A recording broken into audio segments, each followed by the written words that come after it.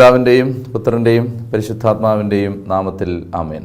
ഈശോയിൽ ഏറ്റവും സ്നേഹമുള്ളവരെ, വിശുദ്ധ യോഹന്നാൻ്റെ സുവിശേഷം 4-ാം അധ്യായത്തിൽ നമ്മുടെ വചന പഠനം മുന്നോട്ട് നീങ്ങുകയാണ്. യോഹന്നാൻ്റെ സുവിശേഷത്തിൻ്റെ 4-ാം അധ്യായത്തിൽ സമറിയാക്കാരി സ്ത്രീയെ യേശു വീണ്ടെടുക്കുന്ന സംഭവമാണ് നാം പഠിച്ചുകൊണ്ടിരുന്നത്. നമ്മൾ വായിച്ച് അവസാനിപ്പിച്ചത് യോഹന്നാൻ്റെ സുവിശേഷത്തിൻ്റെ 4-ാം അധ്യായത്തിൻ്റെ 26-ാമത്തെ വാക്യമാണ്. യോഹന്നാൻ 4:26, യേശു അവളോട് പറഞ്ഞു, നിന്നോട് സംസാരിക്കുന്ന ഞാൻ തന്നെയാണ് അവൻ. ഏഗോ ഏമി. യോഹന്നാൻ്റെ സുവിശേഷത്തിൽ 4 തവണ, യോഹന്നാൻ്റെ സുവിശേഷത്തിൽ 9 പ്രാവശ്യം ആവർത്തിക്കപ്പെടുന്ന ഈ ഞാൻ തന്നെ, ഞാൻ യഹോവയാണ്, ഞാൻ ദൈവമാണ് എന്ന ആ പ്രസിദ്ധമായ വാക്ക് നാം ചിന്തിക്കുകയുണ്ടായി. ഇന്ന് യോഹന്നാൻ്റെ സുവിശേഷത്തിൻ്റെ 4-ാം അധ്യായത്തിൻ്റെ 27 മുതലുള്ള വചനങ്ങളിലൂടെ നമ്മൾ കടന്നു പോവുകയാണ്. നമുക്ക് പരിശുദ്ധ അമ്മയുടെ മധ്യസ്ഥ അപേക്ഷിച്ചുകൊണ്ട് ഇന്നത്തെ ഈ വചന ശുശ്രൂഷ മനസ്സിലാക്കാനും ഗ്രഹിക്കാനും സ്വീകരിക്കാനും ആവശ്യമായ കൃപയ്ക്ക് വേണ്ടി പ്രാർത്ഥിക്കാം. നന്മ നിറഞ്ഞ മറിയമേ സ്വസ്തി, കർത്താവ് അങ്ങയുടെ കൂടെ, സ്ത്രീകളിൽ അങ്ങ് അനുഗ്രഹിക്കപ്പെട്ടവളാകുന്നു. അങ്ങയുടെ ഉദരഫലമായി ഈശോ അനുഗ്രഹിക്കപ്പെട്ടവനാകുന്നു. പരിശുദ്ധ മറിയമേ തമ്പുരാൻ്റെ അമ്മയെ, പാപികളായ ഞങ്ങൾക്ക് വേണ്ടി ഇപ്പോഴും ഞങ്ങളുടെ മരണസമയത്തും തമ്പുരാനോട് അപേക്ഷിച്ചു വരണമേ. ആമേൻ. പിതാവിൻ്റെയും പുത്രൻ്റെയും പരിശുദ്ധാത്മാവിൻ്റെയും നാമത്തിൽ ആമേൻ. യോഹന്നാൻ്റെ സുവിശേഷം 4-ാം അധ്യായം 26-ാമത്തെ വാക്യം. യേശു അവളോട് പറഞ്ഞു, നിന്നോട് സംസാരിക്കുന്ന ഞാൻ തന്നെയാണ് അവൻ. 27-ാമത്തെ വാക്യം. അവൻ്റെ ശിഷ്യന്മാർ തിരിച്ചെത്തി. അവൻ ഒരു സ്ത്രീയോട് സംസാരിക്കുന്നത് കണ്ട് അവർ അത്ഭുതപ്പെട്ടു. അങ്ങനെ അത്ഭുതപ്പെട്ടതിന് കാരണമുണ്ട്. ഒരു യഹൂദ റബ്ബി തെരുവിൽ വെച്ച് തൻ്റെ അമ്മ എതിരെ വന്നാൽ പോലും അഭിവാദനം ചെയ്യുക പതിവായിരുന്നില്ല. സ്ത്രീകളെ ഒരു സമ്പാദ്യമായി കണ്ടിരുന്ന കാലമായിരുന്നു അത്. അന്യൻ്റെ വസ്തുക്കൾ ആഗ്രഹിക്കരുത് എന്ന കൽപ്പനയ്ക്കകത്ത് ഒരു പരിധിവരെ അവരൻ്റെ സ്ത്രീയും ഉൾപ്പെട്ടിരുന്നു. ഒരു പേന സ്വന്തമാക്കുന്നത് പോലെ, ഒരു കാറ് സ്വന്തമാക്കുന്നത് പോലെ ഒരു പുരുഷൻ സ്വന്തമാക്കുന്ന സമ്പാദ്യമായിരുന്നു യഹൂദൻ്റെ മനോവിചാരങ്ങളിൽ സ്ത്രീയുടെ സ്ഥാനം. അപ്പോൾ അതുകൊണ്ട് തന്നെ സ്ത്രീയെ വിലയില്ലാതെ കണ്ടിരുന്ന ഒരു കാലഘട്ടത്തിൽ സ്ത്രീകളോടുള്ള യേശുവിൻ്റെ സമീപനം വളരെ ബഹുമാനം നിറഞ്ഞതും വാത്സല്യം നിറഞ്ഞതും കരുതൽ നിറഞ്ഞതുമായിരുന്നു എന്ന് വിവരിക്കുന്ന രേഖകളാണ് സുവിശേഷങ്ങൾ. പ്രത്യേകിച്ച് നിങ്ങൾക്ക് ഈ വിഷയം കൂടുതൽ ഗൗരവമായി പഠിക്കാൻ ആഗ്രഹമുണ്ടെങ്കിൽ സമീപിക്കാവുന്ന ഒരു സുവിശേഷമാണ് ലൂക്കായുടെ സുവിശേഷം. സ്ത്രീകളോട് ഈശോ പുലർത്തുന്ന അനുഭാവത്തിൻ്റെയും കരുതലിൻ്റെയും ബഹുമാനത്തിൻ്റെയും അനേകം ശ്രദ്ധേയമായ നേർചിത്രങ്ങൾ ലൂക്കായുടെ സുവിശേഷത്തിൽ കാണാൻ കഴിയും. നമ്മൾ ഈ യോഹന്നാൻ്റെ സുവിശേഷത്തിലും ഈശോ വളരെ അനുഭാവപൂർണമായ സമീപനം സ്ത്രീകളോട് കാണിക്കുന്ന അനേകം എപ്പിസോഡുകളുണ്ട്. അതിലെ ഒരു എപ്പിസോഡാണ് ഈ സമറിയാക്കാരി സ്ത്രീയോടുള്ള യേശുവിൻ്റെ സംഭാഷണം. നിങ്ങൾ ശ്രദ്ധിച്ചിട്ടുണ്ടാവും, ഒരുപക്ഷെ ഈ സുവിശേഷത്തിലെ ഏറ്റവും ദീർഘമായ സംഭാഷണം യേശു നടത്തുന്നത് ഈ സ്ത്രീയോടാണ്, ഈ ഒരു സ്ത്രീയോടാണ്. അപ്പോൾ അങ്ങനെ സ്ത്രീയോട് സംസാരിക്കുന്നത് വളരെ അപരിചിതമായിരുന്ന, പതിവല്ലാതിരുന്ന ഒരു സാഹചര്യം ഉണ്ടായിരുന്നതുകൊണ്ടാണ് ശിഷ്യന്മാർ യേശു ഈ സ്ത്രീയോട് സംസാരിച്ചുകൊണ്ടിരിക്കുന്നത് കണ്ട് അത്ഭുതപ്പെടുന്നത്. എന്നാൽ എന്ത് ചോദിക്കുന്നെന്നോ എന്തുകൊണ്ട് അവളോട് സംസാരിക്കുന്നെന്നോ ആരും അവനോട് ചോദിച്ചില്ല. ഇതിനകത്ത് മനോഹരമായൊരു സംഗതിയുണ്ട്. അതായത് യേശുവിൻ്റെ ക്രെഡിബിലിറ്റിയെക്കുറിച്ച് അപ്പസ്തോലന്മാർക്ക് സംശയം ഉണ്ടായിരുന്നില്ല. യേശുവിൻ്റെ സ്വകാര്യ ജീവിതത്തിൻ്റെ സംശുദ്ധിയെക്കുറിച്ച് അപ്പസ്തോലന്മാർക്ക് സംശയം ഉണ്ടായിരുന്നില്ല. യേശുവിനെ ഈ ചുങ്കക്കാരുടെയും വേശ്യകരുടെയും സ്നേഹിതനെന്ന് വിളിച്ച് ആക്ഷേപിക്കുന്നത് ഫരിസേയരും പ്രമാണിമാരുമാണ്. യേശുവിൻ്റെ ജീവിതത്തിൻ്റെ പുറത്ത് നിന്നവരാണ്. എന്നാൽ നിഴല് പോലെ യേശുവിൻ്റെ പിന്നാലെ യാത്ര ചെയ്തിരുന്ന അപ്പോസ്തലന്മാർക്കൊരിക്കലും യേശുവിൻ്റെ സ്വകാര്യ ജീവിതത്തിൻ്റെ പരിശുദ്ധിയെക്കുറിച്ച് സംശയമുണ്ടായിരുന്നില്ല. അപ്പോൾ അതുകൊണ്ടാണ് അവരാരും തന്നെ യേശുവിനോട് അത് ചോദിക്കാൻ മുതിരുന്നില്ല. ആരും തന്നെ യേശുവിനോട് ആ വിഷയം പരാമർശിക്കാൻ ഒരുങ്ങുന്നില്ല. അപ്പോൾ ഇത് വളരെ ശ്രദ്ധേയമായ ഒരു സംഗതിയാണ്. ഇത് ഏത് മനുഷ്യൻ്റെയും ജീവിതത്തിന് വളരെ പ്രധാനപ്പെട്ടൊരു സംഗതിയാണ്. നമ്മോടടുത്ത് നിൽക്കുന്നവർ നമ്മുടെ സ്വകാര്യ ജീവിതത്തിൻ്റെ പരിശുദ്ധിയെ സംശയിക്കുമോ? നമ്മളോട് ഏറ്റവും ചേർന്ന് നിൽക്കുന്നവർക്ക് നമ്മുടെ ജീവിതത്തിൻ്റെ വിശുദ്ധിയെക്കുറിച്ച് ബോധ്യം കിട്ടുമോ? അപ്പോൾ എന്ത് ചോദിക്കുന്നെന്നോ എന്തുകൊണ്ട് അവളോട് സംസാരിക്കുന്നെന്നോ ആരും അവനോട് ചോദിച്ചില്ല. ആ സ്ത്രീയാകട്ടെ, 28-ാമത്തെ വാക്യം വളരെ പ്രസിദ്ധമായ വളരെ ആഴമായ ചിന്തകൾ തരുന്ന ഒരു വചനമാണ്. ആ സ്ത്രീയാകട്ടെ കുടം അവിടെ വെച്ചിട്ട് പട്ടണത്തിലേക്ക് പോയി. കുടം എല്ലാ മതബോധങ്ങളിലും ഇടറിപ്പോയ മനുഷ്യൻ്റെ ബലഹീനതകളുടെ പ്രതീകമാണ്. കുടം ശരീരത്തിൻ്റെ പ്രതീകമാണ്. കുടം ഉടലിൻ്റെ ജഡത്തിൻ്റെ പ്രതീകമാണ്. അപ്പോൾ ഈ കുടം വെച്ചിട്ട് പോയി എന്ന് പറഞ്ഞാൽ അവൾ തകർന്നു പോയ തൻ്റെ ജീവിതത്തെ പിന്നാമ്പുറങ്ങളിൽ ഉപേക്ഷിച്ചിട്ട് മനോവീര്യം വീണ്ടെടുത്തവളായി മടങ്ങിപ്പോയി എന്നതിനർത്ഥമുണ്ട്. ജഡത്തിൻ്റെ കുടം വെച്ചിട്ട് അവൾ പരിശുദ്ധിയുടെ ഒരു അസ്തിത്വവുമായി മടങ്ങിപ്പോയി എന്നർത്ഥമുണ്ട്. കുടം എന്ന് പറയുന്നത് അവളുടെ ആകുലതകളുടെയും കൺസേണുകളുടെയും പ്രതീകമായിട്ട് കണ്ടാൽ അവളുടെ ഉത്കണ്ഠകളും ഭാരങ്ങളും ദുഃഖങ്ങളും അവൻ്റെ കാൽച്ചുവട്ടിൽ ആ കിണറ്റങ്കരയിൽ വെച്ചിട്ട് അവൾ ഉന്മേഷത്തോടും ഉത്സാഹത്തോടും ആവേശത്തോടും ആത്മവീര്യത്തോടും മടങ്ങിപ്പോയി എന്ന് ആ വാക്യത്തിനർത്ഥമുണ്ട്. അങ്ങനെ പലതരത്തിൽ പല മുഖങ്ങളിൽ വ്യാഖ്യാനിക്കാൻ കഴിയുന്ന ഒരു വാചകമാണിത്. അവൾ കുടം അവിടെ വെച്ചിട്ട് പോയി. ഏറ്റവും പ്രധാനമായി നമ്മൾ മനസ്സിലാക്കേണ്ടത് ഒന്ന്, അവൾ വീണ്ടെടുക്കപ്പെടുകയാണ്. അവൾ വെള്ളം കോരാൻ വന്നത് ആ വെള്ളം ആയിരുന്നു ഈ സംഭാഷണത്തിൻ്റെ പ്രധാനപ്പെട്ട ഒരു പ്രമേയം, ദാഹമായിരുന്നു. അപ്പോൾ അവളുടെ ദാഹം തീർന്നു എന്ന് വേണമെങ്കിൽ ആലങ്കാരികമായി ഇതിനെ മനസ്സിലാക്കാം. അവളുടെ ഉള്ളിൽ പുരുഷന്മാരെ കൊണ്ടും അതുപോലെ തന്നെ ജഡത്തിൻ്റെ സന്തോഷങ്ങൾ കൊണ്ടും നികത്താൻ ശ്രമിച്ച അവളുടെ ദാഹം അവളുടെ യഥാർത്ഥ മണവാളനെ കണ്ടെത്തി കഴിയുമ്പോൾ ആ ദാഹമില്ലാതാവുകയും അവൾ തൻ്റെ ജീവിതത്തിൻ്റെ പുതിയ വസന്തങ്ങളിലേക്ക് മടങ്ങി വരികയും ചെയ്യുന്നു എന്ന മനോഹരമായൊരു സൂചന അവശേഷിപ്പിച്ചുകൊണ്ടാണ് ഈ 28-ാമത്തെ വാക്യം നമ്മോട് പറയുന്നത്. അവൾ കുടം അവിടെ വച്ചിട്ട് അവളുടെ നഗരത്തിലേക്ക് പോയി. 28-ാമത്തെ വാക്യം, ആ സ്ത്രീയാകട്ടെ കുടം അവിടെ വെച്ചിട്ട് പട്ടണത്തിലേക്ക് പോയി ആളുകളോട് പറഞ്ഞു, ഞാൻ ചെയ്ത കാര്യങ്ങളെല്ലാം എന്നോട് പറഞ്ഞൊരു മനുഷ്യനെ നിങ്ങൾ വന്ന് കാണുവിൻ, ഇവൻ തന്നെ ആയിരിക്കുമോ ക്രിസ്തു? അവർ പട്ടണത്തിൽ നിന്ന് പുറപ്പെട്ട് അവൻ്റെ അടുത്തേക്ക് വന്നു. അപ്പോൾ ഈ സമറിയാക്കാരിയോടുള്ള യേശുവിൻ്റെ സമാഗമത്തിൻ്റെ കണ്ടുമുട്ടലിൻ്റെ സംഭാഷണത്തിൻ്റെ ഒടുവിൽ സംഭവിക്കുന്നത് സമറിയാക്കാരി ഒരു മിഷണറിയായി മാറുകയാണ്. അവൾ അനുഭവിച്ച ദൈവസ്നേഹം പങ്കുവെക്കാൻ അവൾ യാത്ര തിരിക്കുകയാണ്.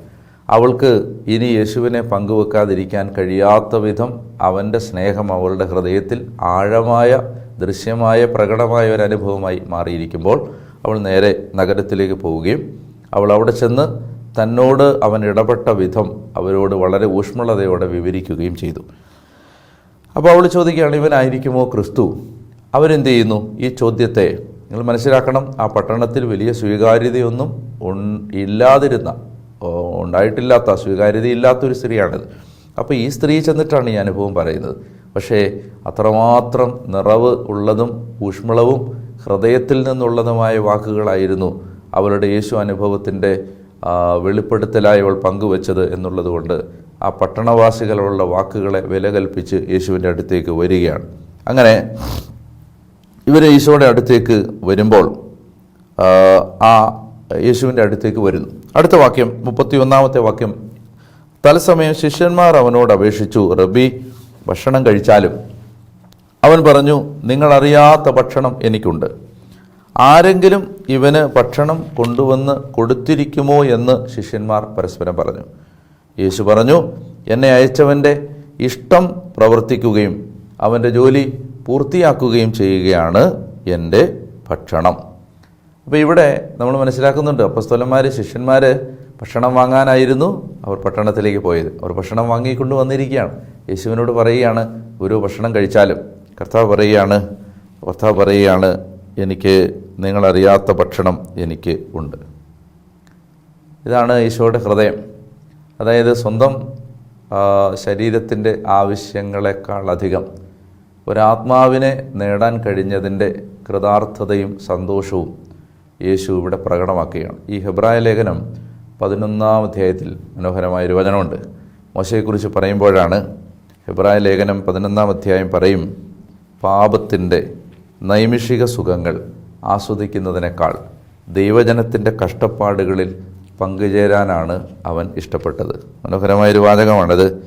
ഹെബ്രായ ലേഖനം 11-ാം അധ്യായത്തിൻ്റെ 25-ാമത്തെ വാക്യം, പാപത്തിൻ്റെ നൈമിഷിക സുഖങ്ങൾ ആസ്വദിക്കുന്നതിനേക്കാൾ ദൈവജനത്തിൻ്റെ കഷ്ടപ്പാടുകളിൽ പങ്കുചേരുന്നതിനാണ് അവൻ ഇഷ്ടപ്പെട്ടത്. 26, ക്രിസ്തുവിനെ പ്രതി സഹിക്കുന്ന നിന്ദനങ്ങൾ ഈജിപ്തിലെ നിധികളെക്കാൾ വിലയേറിയ സമ്പത്തായി അവൻ കരുതി. അപ്പം ഇത് തന്നെയാണ് ഈശോയുടെ ഹൃദയം. അതായത് തനിക്ക് ക്ഷീണമുണ്ട്. ഞാൻ നിങ്ങളോട് പറഞ്ഞു 3 ദിവസത്തെ യാത്ര പിന്നിട്ടിട്ടാണ് യേശു ഇവിടെ എത്തുന്നത്. അവൻ ശാരീരികമായി വളരെ അവശതയിലാണ്. ഏതൊരു സാധാരണ മനുഷ്യനും ഈ സമയത്ത് ആഗ്രഹിക്കുന്നത് ആഹാരം കഴിക്കുക, വിശ്രമിക്കുക എന്നുള്ളതാണ്. എന്നാൽ തൻ്റെ കർത്തവ്യഭാരം, ആത്മാക്കളെ പ്രതിയുള്ള തൻ്റെ മനസ്സിൽ തന്നെ അലട്ടിക്കൊണ്ടിരിക്കുന്ന ആ കർത്തവ്യബോധം, അതിൻ്റെ ആ ഭാരം അലട്ടിക്കൊണ്ടിരുന്നത് കൊണ്ട് യേശുവിന് ഭക്ഷണം കഴിക്കുന്നതിനേക്കാൾ പ്രധാനമായിരുന്നു ഈ സ്ത്രീയെ വീണ്ടെടുക്കുക എന്നത്. അതുകൊണ്ട് തന്നെ അപ്പസ്തോലന്മാരോട് ഈശോ പറയുകയാണ്, എനിക്ക് നിങ്ങളറിയാത്ത ഒരു ഭക്ഷണമുണ്ട്. അതായത് ഈ ആഹാരം കഴിക്കാതെ തന്നെ ചില സന്ദർഭങ്ങളിൽ എൻ്റെ ഹൃദയവും മനസ്സും ശരീരവും നിറയാറുണ്ട്. എൻ്റെ പിതാവ് എന്നെ ഏൽപ്പിച്ച ജോലി പൂർത്തിയാക്കുക എന്നുള്ളതാണ്. അതാണ് 34-ാമത്തെ വാക്യം. യേശു പറഞ്ഞു, എന്നെ അയച്ചവൻ്റെ ഇഷ്ടം പ്രവർത്തിക്കുകയും അവൻ്റെ ജോലി പൂർത്തിയാക്കുകയുമാണ് എൻ്റെ ഭക്ഷണം. എൻ്റെ ഭക്ഷണം എന്ന് പറയുന്നത് എന്നെ അയച്ചവൻ്റെ ഇഷ്ടം പ്രവർത്തിക്കുകയും അവൻ്റെ ജോലി പൂർത്തിയാക്കുകയും. സത്യം പറഞ്ഞാൽ ഈ 2 വാക്കുകൾക്ക് വളരെ ഗൗരവമായി നമ്മൾ ധ്യാനവിഷയമാക്കേണ്ടതാണ്. എന്താണ് ഒരു മനുഷ്യ ജീവിതത്തിൻ്റെ ലക്ഷ്യം? ഈ 2 വാക്യങ്ങളിലുണ്ട്. ഒരു ക്രിസ്തീയ ജീവിതത്തിൻ്റെ ലക്ഷ്യം, ഒരു തിരഞ്ഞെടുക്കപ്പെട്ട ആളുടെ, ഒരു സമർപ്പിതയുടെ, ഒരു വൈദികൻ്റെ, ഒരു സിസ്റ്ററിൻ്റെ, ഒരു ദൈവ ശുശ്രൂഷകൻ്റെ ഒക്കെ ജീവിത ലക്ഷ്യം എന്താണ്? അല്ലെ, ജീവിത നിയോഗം എന്താണ്? ഈ 2 കാര്യങ്ങളാണ്. ഒന്ന്, അയച്ചവൻ്റെ ഇഷ്ടം പ്രവർത്തിക്കുക, അവൻ്റെ ജോലി പൂർത്തിയാക്കുക. അയച്ചവൻ്റെ ഇഷ്ടം പ്രവർത്തിക്കുക, അവൻ്റെ ജോലി പൂർത്തിയാക്കുക. അപ്പോൾ ഈശോ പറയുകയാണ്, എന്നെ അയച്ചവൻ്റെ ഇഷ്ടം പ്രവർത്തിക്കുകയും അവൻ്റെ ജോലി പൂർത്തിയാക്കുകയുമാണ് എൻ്റെ ഭക്ഷണം. 4 മാസം കൂടി കഴിഞ്ഞാൽ വിളവെടുപ്പായി എന്ന് നിങ്ങൾ പറയുന്നില്ലേ? എന്നാൽ ഞാൻ പറയുന്നു, നിങ്ങൾ കണ്ണുകൾ ഉയർത്തി വയലുകളിലേക്ക് നോക്കുവിൻ, അവ ഇപ്പോൾ തന്നെ വിളഞ്ഞ് കൊയ്ത്തിന് പാകമായിരിക്കുന്നു. കൊയ്യുന്നവന് കൂലി കിട്ടുകയും അവൻ നിത്യജീവിതത്തിലേക്ക് ഫലം ശേഖരിക്കുകയും ചെയ്യുന്നു. അങ്ങനെ വിതയ്ക്കുന്നവനും കൊയ്യുന്നവനും ഒപ്പം സന്തോഷിക്കുന്നു. വിതയ്ക്കുന്നതൊരുവൻ, കൊയ്യുന്നത് മറ്റൊരുവൻ എന്ന ചൊല്ല് ഇവിടെ സാർത്ഥകമായിരിക്കുന്നു. നിങ്ങൾ അധ്വാനിച്ചിട്ടില്ലാത്ത വിളവ് ശേഖരിക്കാൻ ഞാൻ നിങ്ങളെ അയച്ചു. മറ്റുള്ളവരാണ് അധ്വാനിച്ചത്, അവരുടെ അധ്വാനത്തിൻ്റെ ഫലത്തിലേക്ക് നിങ്ങൾ പ്രവേശിച്ചിരിക്കുന്നു. അതായത് ഇവിടെ ഈശോ പറയുന്നത്, നമ്മൾ ഇപ്പോൾ സുവിശേഷ വേല ചെയ്യാനുള്ള ഉത്തരവാദിത്വം ഏറ്റെടുക്കുമ്പോൾ, നമ്മൾ യേശുവിനെ പങ്കുവെക്കാനുള്ള നമ്മുടെ ആ അസ്തിത്വപരമായ കടമ നിർവഹിക്കാൻ ഒരുങ്ങുമ്പോൾ, നമ്മൾ കടന്നു ചെല്ലുന്ന സ്ഥലങ്ങളിൽ നമ്മൾ നടാടെ ആദ്യമായിട്ടല്ല ഈ ശുശ്രൂഷ തുടങ്ങുന്നത്. ഇതിനു മുമ്പേ അനേകം പേർ ഈ ദൈവരാജ്യത്തിൻ്റെ കെട്ടുമണിയിൽ അധ്വാനിച്ചിട്ടുണ്ട്. അവരുടെ ജോലി ഒരു റിലേ റേസിൽ ബാറ്റൺ കൈമാറി വാങ്ങി ഓടുന്നത് പോലെ നാം പൂർത്തിയാക്കുകയാണ്. അതായത് ദൈവരാജ്യ ശുശ്രൂഷ ഒറ്റയ്ക്കൊരാളുടെ ജോലിയല്ല. ആരൊക്കെയോ തുടങ്ങി വെച്ചത് പാതി വഴിയിൽ അവസാനിപ്പിച്ച് അവർ മടങ്ങിപ്പോകുമ്പോൾ പൂർത്തിയാകാതെ അവശേഷിച്ചത്, ആരുടെയൊക്കെയോ മനസ്സുകളിൽ ഒരിക്കൽ മുൻപ് ആരൊക്കെയോ വചനം വിതച്ചത്, അതിങ്ങനെ ചെറുതായി വളർന്നു തുടങ്ങുന്ന മനസ്സുകൾ. അപ്പോൾ അവരുടെ അരികിലേക്കാണ് സുവിശേഷകർ അയക്കപ്പെടുന്നത്. അതുകൊണ്ട് കർത്താവ് പറയുകയാണ്, ഇതാ എല്ലാം വിളഞ്ഞ് പാകമായിരിക്കുന്നു, കൊയ്ത്തിന് സമയമായിരിക്കുന്നു. ഇനി മുന്നോട്ട് 4 മാസം കഴിഞ്ഞ് 5 വർഷം കഴിഞ്ഞ് എന്ന് പറയാനാകാത്ത വിധത്തിൽ കൊയ്ത്തിന് സമയമായിരിക്കുകയാണ്. അപ്പോൾ എല്ലാവരും അടിയന്തരമായി സുവിശേഷത്തിൻ്റെ നിയോഗം ഏറ്റെടുക്കണമെന്ന ആഹ്വാനമാണ് യേശുവിൻ്റെ ഈ വാക്കുകളിൽ തെളിഞ്ഞു നിൽക്കുന്നത്. ഇതാ വിളഞ്ഞ് കൊയ്ത്തിന് പാകമായിരിക്കുന്നു. ഇനി അങ്ങനെ ആ ഉത്തരവാദിത്തം ഏറ്റെടുക്കുന്നവൻ, കൊയ്യുന്നവൻ എന്ത് ചെയ്യുന്നു? കൂലി കിട്ടും. ഈ നിയോഗം, ഈ അടിയന്തരമായ സുവിശേഷ പ്രഘോഷണമെന്ന നിയോഗം ഏറ്റെടുക്കുന്നവന് കൂലി കിട്ടുകയും, എന്താണ് അവൻ്റെ കൂലി? നിത്യജീവിതത്തിലേക്കുള്ള ഫലം അവൻ ശേഖരിക്കുകയും ചെയ്യും. അങ്ങനെ വിതയ്ക്കുന്നവനും, ഒരിക്കൽ ആരോ വിതച്ചതിൻ്റെ ഫലമാണ് നാം കൊയ്യുന്നത്. അപ്പോൾ അങ്ങനെ വിതച്ചവനും കൊയ്യുന്നവനും ഒരുപോലെ സന്തോഷിക്കും. വിതയ്ക്കുന്നതൊരുവൻ, കൊയ്യുന്നത് മറ്റൊരുവൻ എന്ന ചൊല്ല് ഇവിടെ സാർത്ഥകമായിരിക്കുന്നു. നിങ്ങൾ അധ്വാനിച്ചിട്ടില്ലാത്ത വിളവ് ശേഖരിക്കാൻ ഞാൻ നിങ്ങളെ അയച്ചു. മറ്റുള്ളവരാണ് അധ്വാനിച്ചത്, അവരുടെ അധ്വാനത്തിൻ്റെ ഫലത്തിലേക്ക് നിങ്ങൾ പ്രവേശിച്ചിരിക്കുന്നു. അപ്പോൾ അങ്ങനെ പറഞ്ഞ് ഈശോ ആ സംഭാഷണം അവസാനിപ്പിക്കുകയാണ്. അടുത്ത വാക്യം 39. ഞാൻ ചെയ്തതെല്ലാം അവൻ എന്നോട് പറഞ്ഞു എന്ന ആ സ്ത്രീയുടെ സാക്ഷ്യം മൂലം പട്ടണത്തിലെ സമറിയാക്കാരിൽ അനേകർ യേശുവിൽ വിശ്വസിച്ചു. സുവിശേഷ വേല ഇങ്ങനെയാണ് നടക്കുന്നത്. നമുക്ക് ഉണ്ടായ ദൈവാനുഭവം, നമുക്കുണ്ടായ യേശു അനുഭവം നമുക്ക് ഏറ്റവും പരിചിതമായ ഇടങ്ങളിൽ നാം പങ്കുവെക്കുമ്പോൾ അവർ യേശുവിൽ വിശ്വസിക്കുന്നു. സുവിശേഷം അങ്ങനെയാണ് പങ്കുവെക്കപ്പെടുന്നത്. അതായത് നമുക്കൊരു ദൈവാനുഭവം ദൈവം തരുന്നു. യേശുവിനെ നമ്മൾ പരിചയപ്പെട്ടു. യേശു നമ്മുടെ ജീവിതത്തിൽ തന്ന സന്തോഷവും, യേശു നമ്മുടെ ജീവിതത്തിൽ വരുത്തുന്ന മാറ്റവും, നമുക്ക് തരുന്ന പ്രത്യാശയും, നമ്മുടെ ജീവിതത്തിൽ കർത്താവ് ഇടപെടുന്ന അനുദിന ജീവിതത്തിലെ അനുഭവങ്ങളും, നമ്മുടെ ജീവിതത്തിലെ രക്ഷാകരമായ അനുഭവങ്ങളും നാം അതിൻ്റെ നിറവ് ചോർന്നു പോകാത്ത ആത്മാർത്ഥതയോടെ പങ്കുവെക്കുമ്പോൾ നമ്മുടെ ചുറ്റുമുള്ളവർ യേശുവിലേക്ക് കടന്നു വരും. അങ്ങനെ ആ സമറിയ ദേശത്തിലുള്ള അനേകായിരങ്ങൾ യേശുവിലേക്ക് കടന്നു വരികയാണ്. അങ്ങനെ അവർ യേശുവിൽ വിശ്വസിച്ചു. നമ്മൾ ഓർക്കണം, ഈ യോഹന്നാൻ്റെ സുവിശേഷത്തിൻ്റെ മുഴുവൻ പ്രമേയം എന്താണ്? നിങ്ങൾ ഇതെല്ലാം, ഇപ്പോൾ യോഹന്നാൻ പറയുകയാണ്, ഇതെല്ലാം ഞാൻ എഴുതുന്നത് നിങ്ങൾ അവൻ ദൈവപുത്രനാണെന്ന് വിശ്വസിക്കുന്നതിനും അതുവഴി നിങ്ങൾക്ക് നിത്യജീവൻ ഉണ്ടാകുന്നതിനും വേണ്ടിയാണ്. അപ്പോൾ യേശുവിൽ കണ്ടോ, സമറിയാക്കാരിയോടുള്ള സംഭാഷണം അവളെ സ്വാധീനിച്ചപ്പോൾ, അവൾ യേശുവിനെ പങ്കുവെച്ചപ്പോൾ ആ പട്ടണം മുഴുവൻ യേശുവിൽ വിശ്വസിച്ചു. നമ്മൾ വളരെ ശ്രദ്ധിക്കേണ്ട ഒരു സംഗതിയാണിത്. അതായത് മനുഷ്യർക്ക് നമ്മളിലുള്ള വിശ്വാസമല്ല നമ്മൾ വർദ്ധിപ്പിക്കേണ്ടത്, യേശുവിലുള്ള വിശ്വാസമാണ്. അതായത് നമ്മളെ കാണുന്നവർ യേശുവിലാണ് വിശ്വസിക്കേണ്ടത്. അപ്പോൾ അതിന് ഉതകുന്ന വിധത്തിലുള്ള ഒരു ജീവിതക്രമം നമ്മുടെ ജീവിതത്തിൽ നമ്മൾ വെളിപ്പെടുത്തണമെന്ന് ദൈവം ആഗ്രഹിക്കുന്നുണ്ട്. അപ്പോൾ യേശുവിൽ വിശ്വസിച്ചു.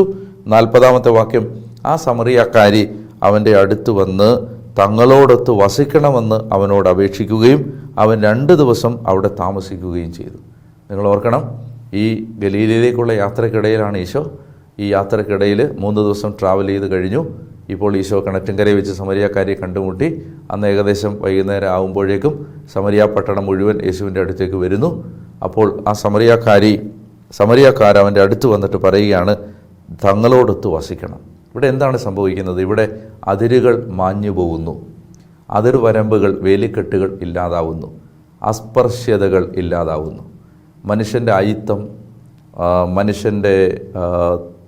മനുഷ്യനെ മാറ്റി നിർത്തുന്ന അവസ്ഥകൾ, മനുഷ്യൻ തമ്മിലുള്ള വേർതിരിവുകൾ, ജാതീയ സ്പർദ്ധകൾ, ഭിന്നതകൾ, വിഭാഗീയതകൾ, വേലിക്കെട്ടുകൾ, അതിർവരമ്പുകൾ, ഇതെല്ലാം നേർത്ത് മാഞ്ഞ് ഇല്ലാതാകുന്ന ഒരു പുതുയുഗത്തിൻ്റെ കാഹളധ്വനി യേശുവിൻ്റെ സുവിശേഷത്തിലൂടെ ഈ വിളംബരം ചെയ്യപ്പെടുകയാണ്. അതായത് ഈ സമറിയാക്കാരും യഹൂദരും തമ്മിൽ നൂറ്റാണ്ടുകളായി നിലനിന്നിരുന്ന ആ വംശീയ വൈരത്തിൻ്റെ വേലിക്കെട്ടുകൾ സുവിശേഷത്തിൻ്റെ മാസ്മരിക ശക്തിയിൽ തകർക്കപ്പെടുകയാണ്. സുവിശേഷം ഈ അതിർവരമ്പുകൾ, അതാണ് എഫെസോസ് 2:14, അവൻ നമ്മുടെ സമാധാനമാണ്. ഇരുകൂട്ടരെയും അവൻ ഒന്നിപ്പിക്കുകയും ശത്രുതയുടെ മതിലുകൾ തകർത്ത് കളയുകയും ചെയ്തു. ഇതാണ് ഈശോ. ഇരുകൂട്ടരെയും അവൻ ഒന്നിപ്പിക്കുകയും ശത്രുതയുടെ മതിലുകൾ തകർത്ത് കളയുകയും ചെയ്തു. അപ്പോൾ നോക്കുക, മനോഹരമായ ഒരു ഒരു ഒരു ഒരു ഒരു ഒരുമയുടെ, കൂട്ടായ്മയുടെ, സമാഗമത്തിൻ്റെ, സന്തോഷത്തിൻ്റെ, ഐക്യത്തിൻ്റെ ആ ഒരു വസന്തം ഇവിടെ ഇതൾ വിരിയുകയാണ്. ഇങ്ങനെ സമറിയാക്കാർ വന്നിട്ട് പറയുകയാണ്, ഞങ്ങളോടൊത്ത് വസിക്കണം. ഒരു യഹൂദനോടാണ് പറയുന്നത്, ഞങ്ങളോടൊത്ത് വസിക്കണം. അവൻ 2 ദിവസം അവിടെ താമസിക്കുകയും ചെയ്തു. അവിടെ എന്താ ഈശോ ചെയ്യുന്നത്? റെസ്റ്റ് എടുക്കുകയല്ല, അവൻ്റെ വചനം ശ്രവിച്ച മറ്റ് പലരും അവനിൽ വിശ്വസിച്ചു. എന്നിട്ട് ഇനി അതിനകത്ത് ഏറ്റവും മനോഹരമായ ഒരു കാര്യം ഇനി സംഭവിക്കുന്നത്, അവർ ആ സ്ത്രീയോട് പറഞ്ഞു, ഇനിമേൽ ഞങ്ങൾ വിശ്വസിക്കുന്നത് നിന്റെ വാക്കുകൾ മൂലമല്ല, കാരണം ഞങ്ങൾ തന്നെ നേരിട്ട് ശ്രവിക്കുകയും ഇവനാണ് യഥാർത്ഥത്തിൽ ലോകരക്ഷകനെന്ന് മനസ്സിലാക്കുകയും ചെയ്തിരിക്കുന്നു. അതായത് ക്രിസ്തീയ ജീവിതത്തിൻ്റെ ഒരു മർമ്മം ഇവിടെ വെളിപ്പെടുത്തപ്പെടുന്നുണ്ട്. എന്തെന്നറിയാമോ? അതായത് നമ്മൾ യേശുവിലേക്ക് വരുന്നത് ആരുടെയോ ഒരു സാക്ഷ്യം മൂലമാണ്. ഇപ്പം നിങ്ങളൊരു ക്രിസ്തീയ കുടുംബത്തിൽ ജനിച്ച് മാമോദീസ സ്വീകരിച്ച് ക്രിസ്തീയ വിശ്വാസം സ്വീകരിച്ച ഒരാളാണെങ്കിലും നിങ്ങളുടെ വിശ്വാസ ജീവിതം വളരുന്നത് വിശ്വാസത്തിൻ്റെ മാതൃകകൾ കണ്ടിട്ടാണ്. അത് കാറ്റഗിസം ക്ലാസ്സിലാവാം, ദേവാലയത്തിലാവാം, അല്ലെങ്കിൽ പുരോഹിതരുടെ പ്രഭാഷണങ്ങളിൽ നിന്നാവാം, അല്ലെങ്കിൽ മാതാപിതാക്കളുടെ സുവിശേഷ സന്മാർഗ ഉപദേശങ്ങളിൽ നിന്നാകാം. നമ്മൾ യേശുവിലേക്ക് ആകർഷിക്കപ്പെടുന്നു, യേശുവിനെ അറിയുന്നു, യേശുവിനെക്കുറിച്ച് കേൾക്കുന്നു. എന്നാൽ ക്രിസ്തീയ ജീവിതത്തിൻ്റെ വളർച്ച എന്താണ്? നീ മൂലമാണ് ഞങ്ങൾ അവനെ അറിഞ്ഞത്, പക്ഷേ ഇപ്പോൾ ഞങ്ങൾ അവനിൽ വിശ്വസിക്കുന്നത് നീ പറഞ്ഞതുകൊണ്ടല്ല, ഞങ്ങൾ നേരിട്ട് കാണുകയും കേൾക്കുകയും ചെയ്തതുകൊണ്ടാണ്. അതായത് വ്യക്തിപരമായ ഒരു ദൈവാനുഭവം ഇല്ലാത്ത ഒരു ക്രിസ്തീയ ജീവിതം, വളർച്ചയില്ലാത്ത, പക്വതയിലെത്താത്ത, ഒരുപക്ഷെ മുരടിച്ചു പോകാൻ സാധ്യതയുള്ള ഒരു ക്രിസ്തീയ ജീവിതമാണ്. അപ്പോൾ അതുകൊണ്ട് തന്നെ പറയുകയാണ്, ഞങ്ങൾ യേശുവിലേക്ക് ആകർഷിക്കപ്പെട്ടത് നീ മൂലമാണ്. പക്ഷേ ഞങ്ങൾ യേശുവിലേക്ക് ആകർഷിക്കപ്പെട്ടത് നീ മൂലമാണെങ്കിൽ ഇപ്പോൾ ഞങ്ങൾ യേശുവിനെ വിശ്വസിക്കുന്നത് നീ മൂലം അല്ല, ഇപ്പോൾ ഞങ്ങൾ നേരിട്ട് കണ്ടതുകൊണ്ടാണ്. ഇത് പൗലോസ്ലീഹയൊക്കെ പറയുന്നുണ്ട്. വളരെ ശ്രദ്ധേയമായ ചില കാര്യങ്ങൾ അദ്ദേഹം പറയുന്നത് എപ്പോഴും പൗലോസ് അപ്പോസ്തലൻ പറയുമായിരുന്നു, എന്താണ്? ഞങ്ങളെ അനുകരിക്കണം. പൗലോസ് അപ്പോസ്തലന് വളരെ കോൺഫിഡൻസ് ആയിരുന്നു ഇത് പറയാൻ, നിങ്ങൾ അനുകരിക്കണം എന്ന് പറയുമായിരുന്നു. എന്നാൽ ചിലയിടങ്ങളിൽ പൗലോസ് അപ്പോസ്തലൻ പറയുന്നുണ്ട്, ഞങ്ങൾ വീണുപോയാലും നിങ്ങൾ യേശുവിൽ നിന്ന് വീണു പോകാൻ പാടില്ല. ഞങ്ങളെ കണ്ടിട്ട് നിങ്ങൾ അതായത് നമ്മൾ വിശ്വാസ ജീവിതത്തിൽ നിലനിൽക്കുന്നത് നമ്മൾ ആരെയും കണ്ടിട്ടല്ല. അതായത് മനോഹരം, ഞാനൊരു വചനം വായിക്കാം. 2 കൊരിന്തോസ് 13:7, 2 Corinthians 13:7. എന്നാൽ നിങ്ങൾ തിന്മ പ്രവർത്തിക്കരുതേ എന്നാണ് ദൈവത്തോടുള്ള ഞങ്ങളുടെ പ്രാർത്ഥന. ഞങ്ങൾ പരീക്ഷയിൽ വിജയിച്ചവരായി കാണപ്പെടണമെന്നില്ല, ഞങ്ങൾ പരാജിതരായി കാണപ്പെട്ടാലും നിങ്ങൾ നന്മ പ്രവർത്തിക്കണം. ഞങ്ങൾ പരാജയപ്പെട്ടവരായി കാണപ്പെട്ടാലും നിങ്ങൾ നന്മ പ്രവർത്തിക്കണം. കാരണം നിങ്ങൾ യേശുവിൽ വിശ്വസിക്കുന്നത് ഒരുപക്ഷെ ഞങ്ങളിലൂടെയാണ് യേശുവിനെ അറിഞ്ഞതെങ്കിലും ഇപ്പോൾ നിങ്ങൾ യേശുവിൽ വിശ്വസിക്കുന്നത് ഞങ്ങളെ കണ്ടിട്ടല്ല, യേശുവിനെ കണ്ടിട്ടാണ്. അതുകൊണ്ട് ആ വിശ്വാസത്തിൻ്റെ ഹെബ്രായർ 12 പറയുന്ന നമുക്ക് ചുറ്റും, ഹെബ്രായർ 12 പറയുന്നുണ്ട്, നമുക്ക് ചുറ്റും സാക്ഷികരുടെ വലിയ സമൂഹമുള്ളതിനാൽ നമ്മെ വിഷമിപ്പിക്കുന്ന ഭാരവും പാപവും നമുക്ക് നീക്കിക്കളയാം. എന്നിട്ട് പറയും, നമ്മുടെ വിശ്വാസത്തിൻ്റെ നാഥനും അതിനെ പൂർണ്ണതയിലെത്തിക്കുന്നവനുമായ യേശുവിനെ മുന്നിൽ കണ്ടുകൊണ്ട് വേണം നമ്മൾ ഓടാൻ. നമുക്ക് ചുറ്റും വിശുദ്ധരുടെ, സാക്ഷികരുടെ, പ്രഘോഷകരുടെ, പ്രവാചകരുടെ, പുരോഹിതരുടെ, ദൈവവേലക്കാരുടെ ഒരു വലിയ സമൂഹമുണ്ട്, സാക്ഷികളുടെ സമൂഹം. അതുകൊണ്ട് നമ്മളെ വിഷമിപ്പിക്കുന്ന ഭാരവും പാപവും നീക്കിക്കളയാം. നമുക്കായി നിശ്ചയിച്ചിരിക്കുന്ന ഓട്ടപ്പന്തയം സ്ഥിരോത്സാഹത്തോടെ ഓടിത്തീർക്കാം. എന്നാൽ നമ്മൾ ഓടേണ്ടത് ഈ സാക്ഷികളെ കണ്ടിട്ടല്ല, നമ്മുടെ വിശ്വാസത്തിൻ്റെ നാഥനും അതിനെ പൂർണ്ണതയിലെത്തിക്കുന്നവനുമായ യേശുവിനെ മുന്നിൽ കണ്ടുകൊണ്ട് വേണം നമ്മൾ ഓടാൻ. അതുകൊണ്ട് ഈ ഓട്ടം വേറെ ആരെയും കണ്ടിട്ടല്ല, യേശുവിനെ കണ്ടിട്ടാണ്. ദൈവം നിങ്ങളെ അനുഗ്രഹിക്കട്ടെ എന്ന് ഞാൻ പ്രാർത്ഥിക്കുന്നു. നിങ്ങളുടെ സകല നിയോഗങ്ങളെയും കർത്താവ് ആശീർവദിക്കട്ടെ. പിതാവിൻ്റെയും പുത്രൻ്റെയും പരിശുദ്ധാത്മാവിൻ്റെയും നാമത്തിൽ ആമേൻ.